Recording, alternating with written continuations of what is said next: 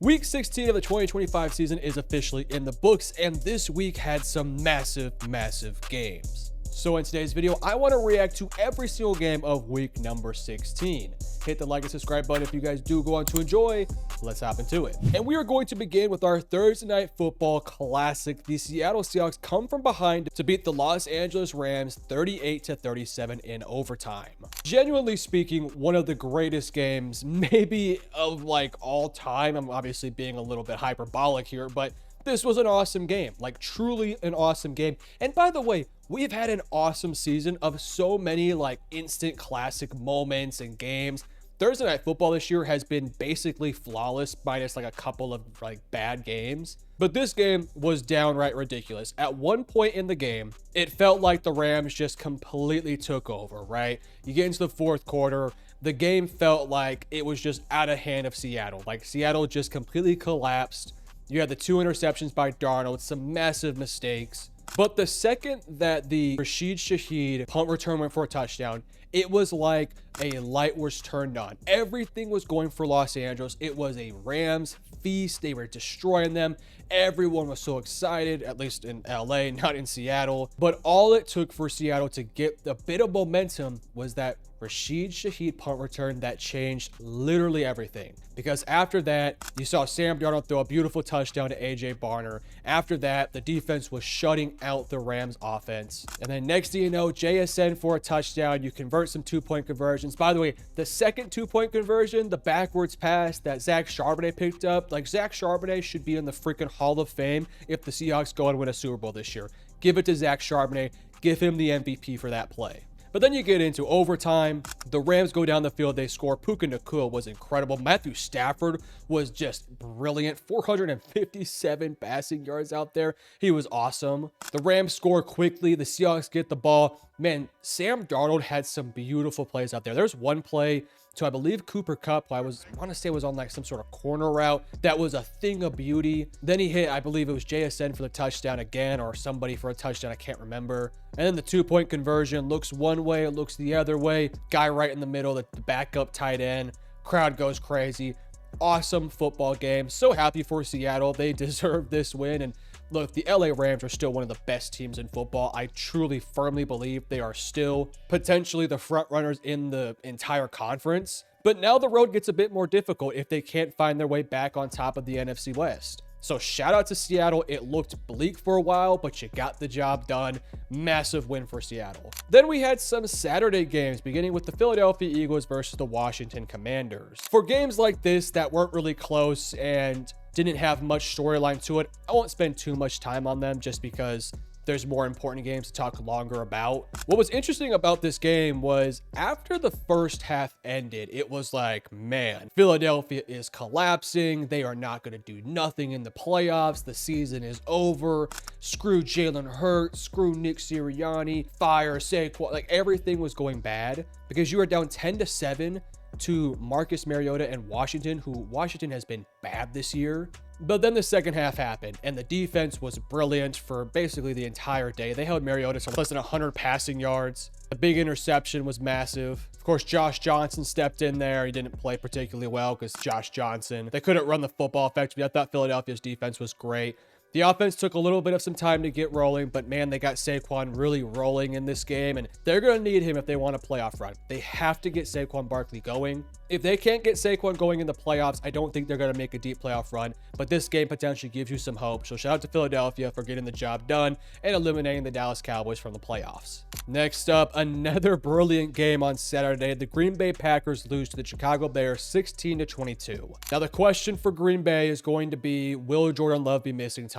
Realistically speaking, if the Packers had Jordan Love the entire game, I do think we have a different ball game. Now, in fairness to Bears fans, because I think Bears fans are completely justified to say this was an awesome victory versus a Packers team that Malik Willis played really well in. Malik Willis was 9 for 11 for 121 and a touchdown. So I don't really think you can use the excuse of Jordan Love bailed out the Bears and the Bears won because of that. I think the Bears won because their defense was fantastic the entire day, and the offense, which was really bad in the first half, found their rhythm a bit in the third and then found it again in the fourth quarter and put together some massive, literally game-winning drives to finish off the game. The 4th down touchdown pass to Jade Walker was brilliant. Just a beautiful pass by Caleb. And then in overtime, you get the ball, the beautiful dime to DJ Moore. Like, this was a complete victory for the Chicago Bears. And it's one of those things where it's like, sometimes in football, yes, it's a 4-quarter game, but you can sometimes just win games by showing up in the 4th quarter because you have a defense that showed up for 4. All you need your offense sometimes to do is just show up for like 1.5 quarters. And that's what the Chicago Bears did. This was a massive game for Chicago because you had to put behind Green Bay. You had to get a victory over, let's be honest, a team that has had a ton of success against you the past, what feels like a billion years at this point. Chicago, and I think maybe more importantly, Ben Johnson had to make his mark, had to make a statement out there, and he did so. Massive overtime win that gets them now into the playoffs. They're basically a lock to win the division now, especially with Detroit losing, which we'll get to that here in a second. That was wild. And they're not going to have home field advantage throughout the playoffs. And with that windy ass city, it's going to be buzzing during the playoffs. I'm so happy for Bears fans. And look, Packers fans, the injuries are really starting to pile up right now. It could have been worse. It looks like Christian Watson's fine and Jordan Love's not going to miss the season or anything like that, but the injuries are starting to pile up a little bit at the worst possible time. So unfortunately, I think Green Bay is probably no longer a true Super Bowl contender, but there'll still be a playoff threat that if things go their way, then, you know, we'll see. Next up, the Dallas Cowboys lose to the Los Angeles Chargers 34-17.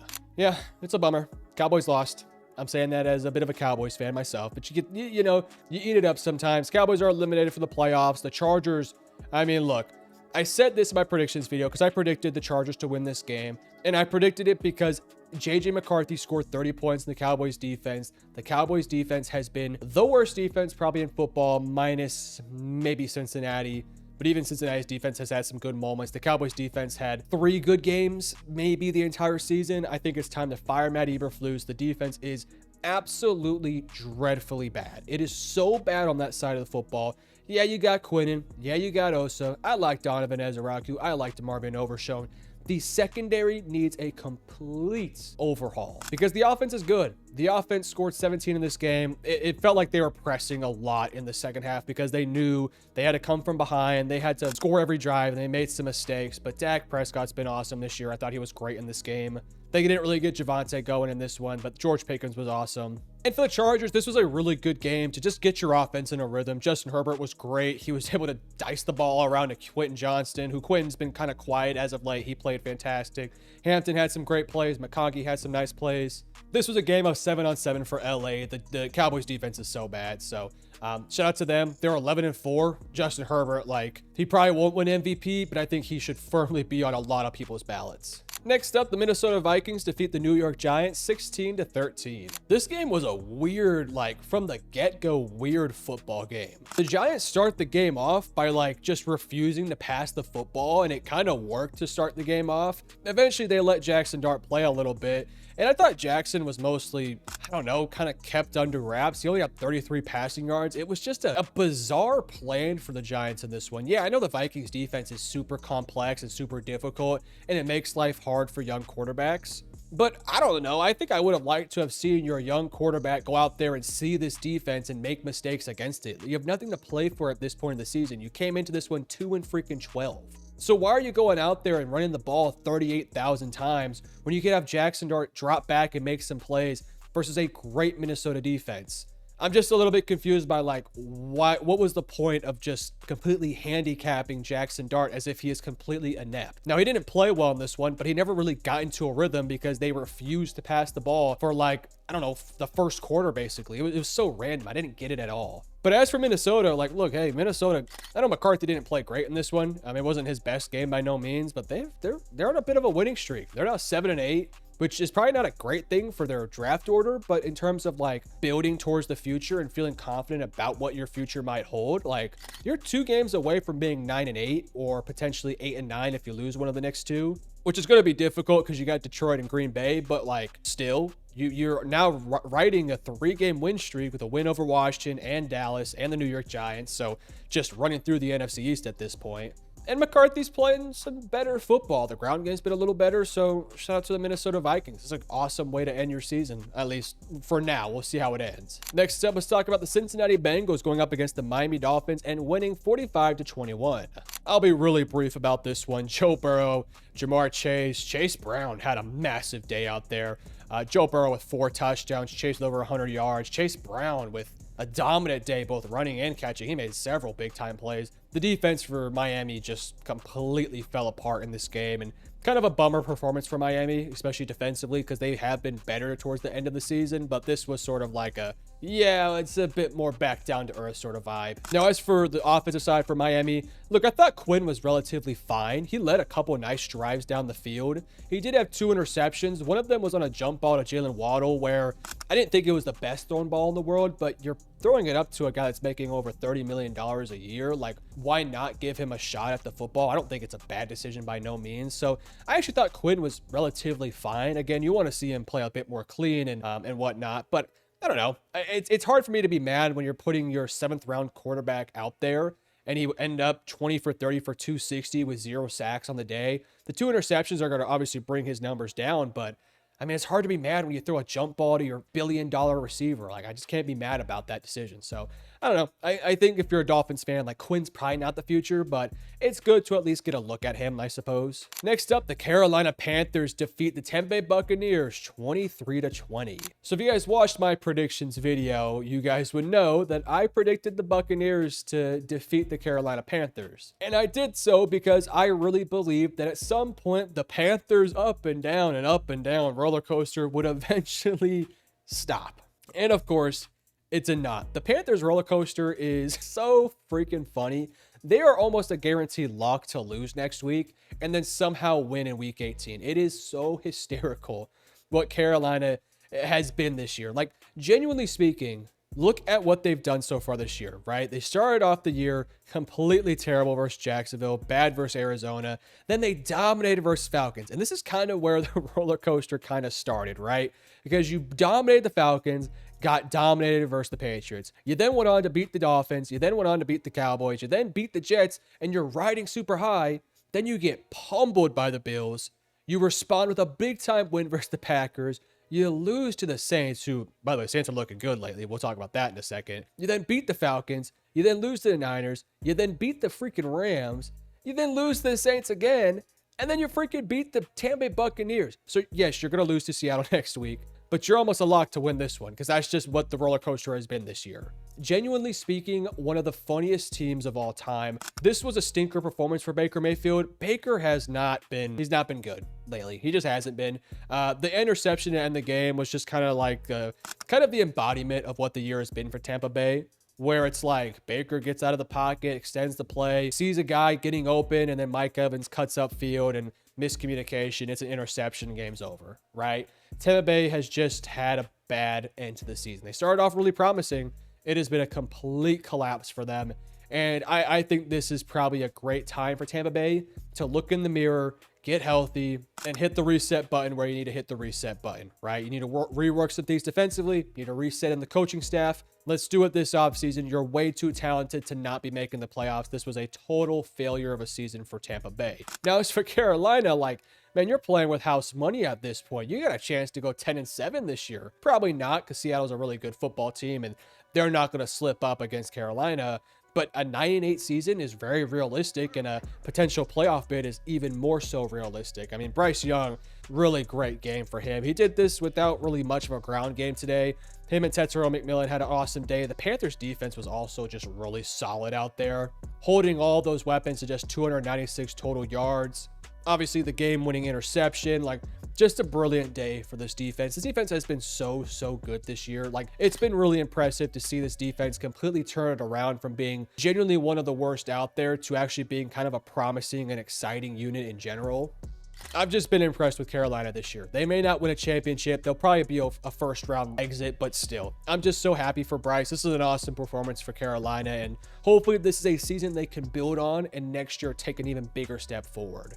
All right, next up, the New Orleans Saints defeat the New York Jets 29-6. This is another game I'm gonna keep really short. These are two not great football teams, but one team in New Orleans is playing some damn good football, and they're probably gonna win out the rest of the way to potentially end the season 7-10 because they got the Titans next week, which, by the way, that's going to be a freaking awesome game too. Despite both teams being bad, the Titans are playing some great ball all of a sudden. And they got the Falcons to end it off as well. I mean, when it comes to the Jets side of things, you're starting Brady Cook. I'm not expecting much from your offense. I'm not expecting much from the defense either. So losing to New Orleans was not very shocking. Nothing was really shocking about this game. I mean, it was close into halftime, but Tyler Shock has been great these past few weeks. Chris Olave with a massive day out there. I've been impressed with Shock, man. I really have been. This guy looks like the future in New Orleans, and we'll see if it ends up working out next year, and we'll see for now. But Shock has done a great job of silencing some of the critics and making a case to be the guy moving forward until further notice. So shout out to the Saints. They're building towards something quite nice. Next up, let's talk about the Buffalo Bills narrowly defeating the Cleveland Browns 23-20. This was a shockingly close football game, and it was so like baffling to me that all of a sudden this Cleveland defense that has been so terrible the past few weeks, all of a sudden just locked in and said, you know what, Buffalo, we're going to make your life as difficult as possible, because they absolutely did so in this game. Just a really good job by the defense of Cleveland, really slowing down this Bills offense. They held Josh Allen primarily in check today. Allen did not have his typical 20 of 27 for 300,000 plus yards and 16 touchdowns. Like, it was 12 for 19 for 130 passing the ball. Now, he made some plays with his legs, and James Cook really got going in this one, but I thought it was a really impressive day for the Browns defense. And look, I thought the Browns offense actually, like, generally speaking, wasn't horrendous in this day. Like, I genuinely would say that there's an argument to be made that the Bills offense was worse than the Browns offense. The only reason why the Browns lost this game is just because they didn't execute the entire game. The Bills executed when they needed to. The Browns made too many mistakes. They had 2 interceptions. They were 2 or 4 in the red zone. Like, those sort of things matter. And the 2 interceptions were really costly things as well. I thought Shedeur was pretty good today. I'm not going to lie. Like, you could see, and it's so funny. I feel bad for Dylan Gabriel in a sense, but you can just feel the energy just deflate when Shedeur drove the team all the way down to the red zone and was playing mostly really well out there. I mean, he was really extending plays. He made some awesome plays with his legs. They didn't have a running game today. Quinshon Judkins had a bad injury, so hopefully he's okay long term. But Shedeur was the running game for the most part. He extended so many plays and made some plays with his legs. 4 carries, 49 yards. That was great by him. But when Shedeur went out because of that, I think it was a pinky cut or something like that, and they had to put Dylan Gabriel in there, the fans went nuts. And it was like the whole building was deflated. And I feel bad for the guy because he doesn't deserve this. But yeah, Bills or Browns fans absolutely hate Stefanski, and they absolutely hate Dylan Gabriel. So I wouldn't be surprised if Stefanski's got a new team next year, and maybe even Dylan Gabriel. We'll see. But yeah, all in all, good win here for the Buffalo Bills just to get out of there with a win there. Next up, the Tennessee Titans dominate the Kansas City Chiefs 26-9. Let's just flash back real quick. Imagine if you told yourself prior to the season that the Tennessee Titans, who are one of the worst teams in football the entire season, would dominate the Kansas City Chiefs 26-9 in a Week 16 matchup. It's crazy to think about how far the Kansas City Chiefs have truly fallen. And I mean, look, Gardner Minshew, I believe, has some sort of knee injury, so they threw out, and I don't mean to disrespect this guy, Chris Oladokun. I don't want to disrespect this guy. I've never heard of him. I'm just going to be honest with you. I've never heard of him. I'll give him flowers, 11-16 for 111. That's better than what I can do. The Chiefs got dominated. They are a shell of themselves. They are a bad football team. Without Patrick Mahomes, they are a bad football team. And this was shocking because Tennessee is not a great football team. Cam Ward has been so good these past few weeks. Not great, but so impressively good the past few weeks. And I thought he was great in this one too. The Titans dominated the Chiefs. It was a dominant performance. And if I was a Titans fan, the end of this season and what I'm seeing from guys like Elok Ayomaner and mainly Cam Ward makes me so excited about what the future is. Chiefs fans, just hold in there, buddy. It's going to be better, right? At least I hope. Next up, the Jacksonville Jaguars defeat the Denver Broncos 34-20. Jacksonville Jaguars, man, what a, like, where has this team like come from? They were a good football team that was just somehow winning games because of their wild highs and wild lows where they would destroy a team, then get destroyed. They have figured something out, and Trevor Lawrence is playing the best football of his career at the best time possible. When you look at the AFC right now, this AFC is not like a foregone conclusion to any team. It's not a conclusion that the Broncos are going to win it all, or the New England Patriots, or even the Buffalo Bills. Like, the Chiefs are out, the Ravens are probably out. The Jaguars are finding a groove now at the best possible time, and that offense just scored 34 points against a defense that I would say, if you asked the consensus on, was probably the second or third best defense in football. They scored 34 points on the Denver freaking Broncos. I don't want to say they dominated this game, but they kind of dominated this game in so many different ways. I thought Bo Nix had a really rough outing out there. Now, numbers weren't horrendous. He did have 352 passing yards, but it was 28 of 47. He also had an interception in there as well. I'm not going to say the blame should be on Bo Nix. The blame should really be on this Broncos defense that allowed 34 points. Like, yeah, I know Jacksonville's a great team that is, like, all of a sudden just incredible offensively. Liam Cohen is a freaking genius out there. I'll give him all the flowers in the world. But still, you're supposed to be one of the best defenses in football. Like, Houston would not have allowed this. I'm just saying, Houston's defense is so good. This will not have happened. For Denver's defense to allow this to happen is a little bit shocking. I'm not going to lie. It is a little bit shocking and very disappointing for Denver, because that's going to be their MO heading into the playoffs. It's going to be relying on this defense and then just getting enough out of, you know, Bo Nix and this run game and whatnot. It was very shocking to see just Trevor Lawrence just go up and down the field on this team, run the football well enough. Parker Washington, like six for 145 and a touchdown versus Denver.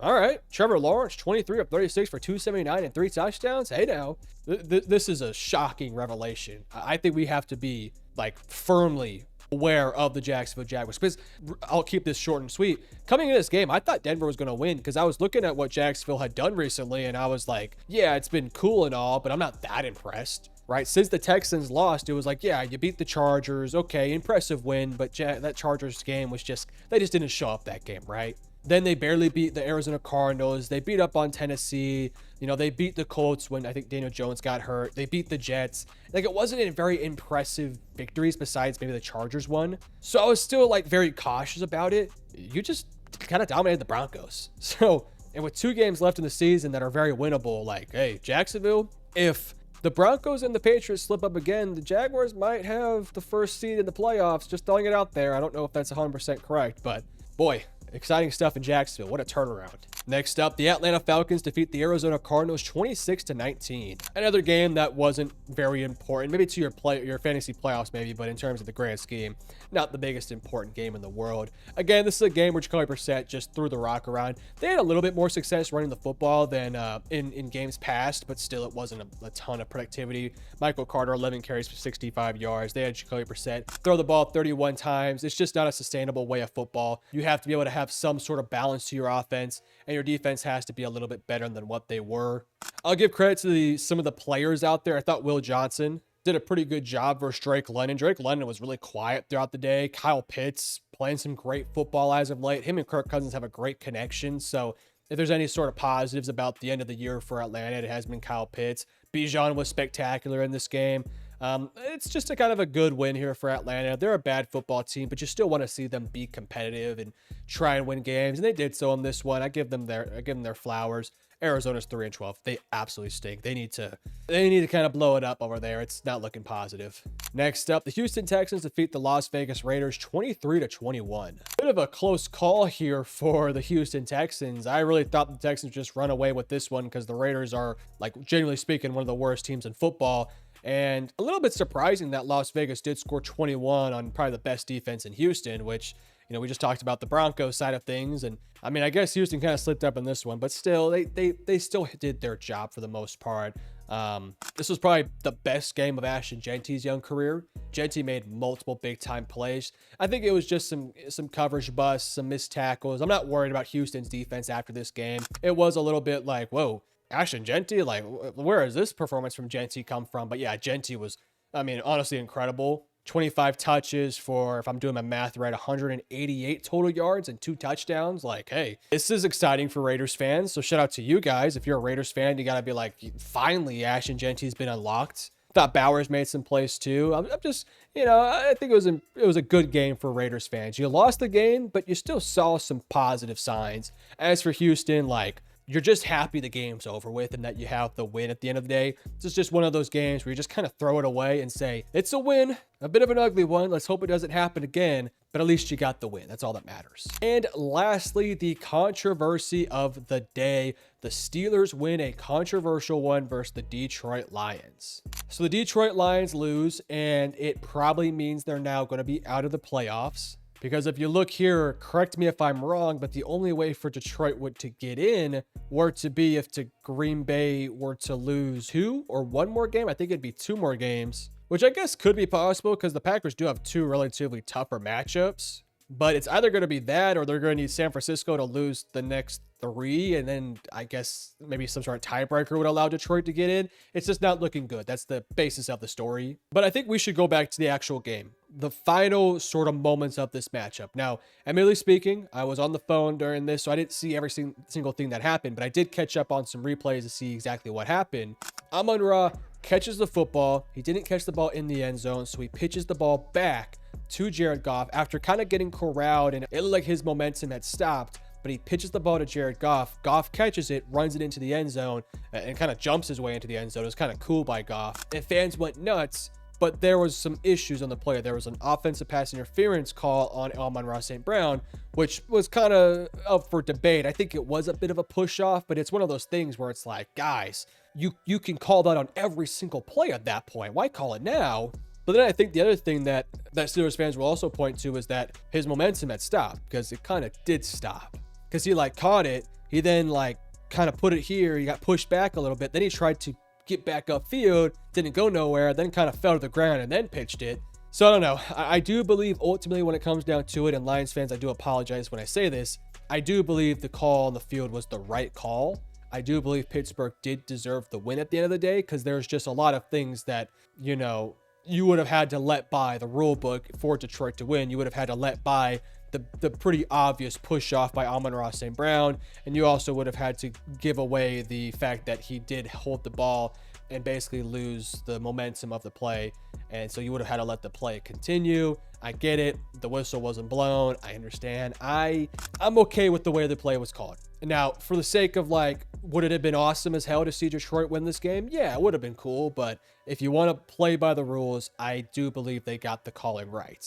This game does impact a lot of things. This was a massive game on both sides, honestly, for both teams. Now, Detroit needed the win a lot more than Pittsburgh, because Pittsburgh could have still managed their way into the playoffs because of how weak the North is. And the Ravens are playing the Patriots, so that's going to be a tough one for them. But for the Detroit Lions, you lose this one, in which they did. There's not a lot you can do. I thought Jared Goff was really good, primarily in the second half of this game. They could not run the football. The defense gave up so many massive plays on the field. The injuries for Detroit, it's just so sad. They are just never going to be healthy on that defense.